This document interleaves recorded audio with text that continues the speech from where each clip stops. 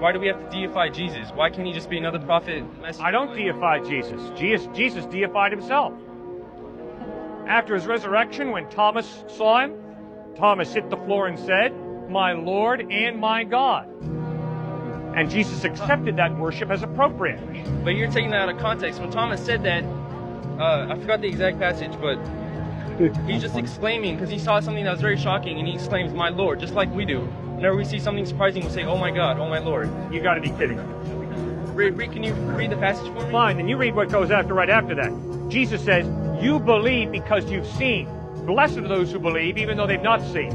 Now, you're going to still stand there and try and argue that he's saying, "Oh God, give me a break." I'm not as experienced in Christianity as you are because I'm listening. You challenged me to read in context. That's a fair challenge. Yeah. I'm just flipping it on you, sir. There is no way you can read that in context and conclude Thomas is just saying, "Oh God." No way. He's bowing before Jesus and saying, "My Lord and my God."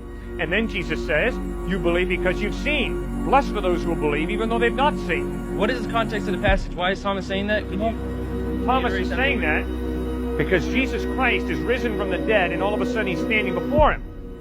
And Thomas had heard from the other apostles, Jesus really rose from the dead. Thomas says, "No, not unless I can see him with my own eyes, not unless I can take my hands and put them in the nail prints in his hands, will I believe." And suddenly Jesus is right before him saying, "Come on, Thomas, right here." And Thomas hits the floor and says, "My Lord and my God."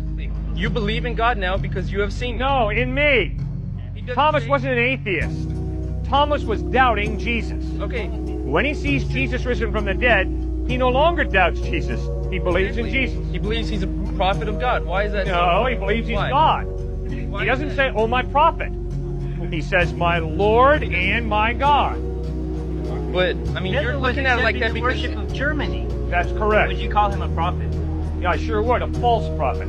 You're looking at it like that because you have preconceived notions. You're biased, so you're saying, of course, this is showing that Jesus is Lord. But if you just step back and look at it, it can also mean that he's just exclaiming that, "Oh my God, I can't believe this happened. I can't believe he's risen." You are being blinded by your biases, sir. It is clear from the Gospels that Jesus claimed to be God by both his words and his actions. He claimed to be God.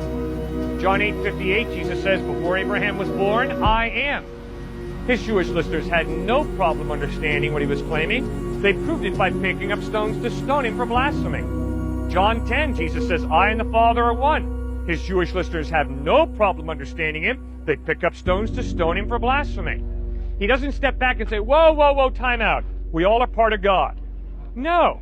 He is a strict monotheistic Jew, stands firmly by his claim to be God in human form.